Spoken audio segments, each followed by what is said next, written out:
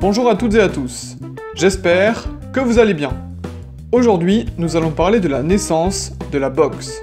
Tout d'abord, je tenais à dire que nous ne parlerons pas en détail de chaque type de boxe, comme l'anglaise, la française, le kickboxing, etc. Mais nous aborderons plutôt les ancêtres de ce sport et son évolution pour devenir ce que nous connaissons aujourd'hui. Tout débute très loin dans l'histoire. Les sports de combat étaient présents quasiment depuis la création de l'homme, celui-ci voulant prouver sa supériorité et sa valeur au sein de sa tribu, de son clan ou même de sa chair et tendre. Des civilisations anciennes, comme les Grecs, les Égyptiens ou encore les Sumériens, ont donc mis en place des sports, laissant s'affronter des participants avec des règles bien précises. Ces combats étaient néanmoins très violents, pouvant conduire jusqu'à la mort d'un des deux participants. Le pugilat et le pancrace étaient les deux sports les plus pratiqués en termes de combat et de violence.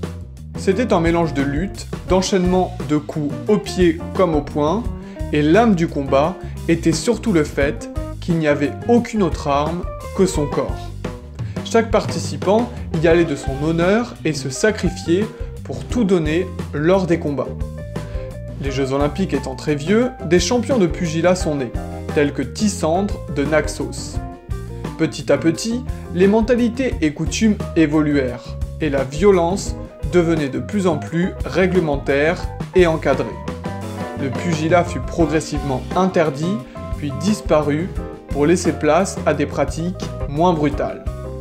Puis, au XVIIe siècle, il y eut un retour de cette pratique. Les Français, ainsi que les Anglais, le pratiquaient clandestinement, pour le plaisir ou alors pour des paris avec des grosses sommes d'argent mises en jeu. Les Français développèrent notamment, lors de la guerre napoléonienne, des techniques de combat au pied très élaborées.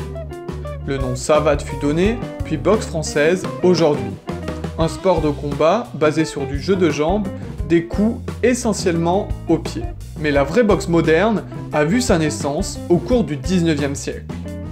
De nombreux combats, clandestins, font rage au cœur des villes d'Angleterre. À tel point qu'une réglementation pour organiser tout ça doit être mise en place. Essentiellement pour encadrer au mieux cette pratique et protéger les combattants.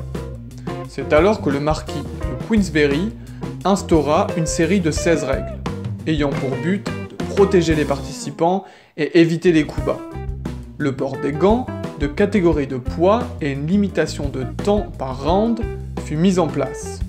La boxe a donc eu un tournant, la rendant appréciée du plus grand nombre. Puis, dans un second temps, fut internationalement connue.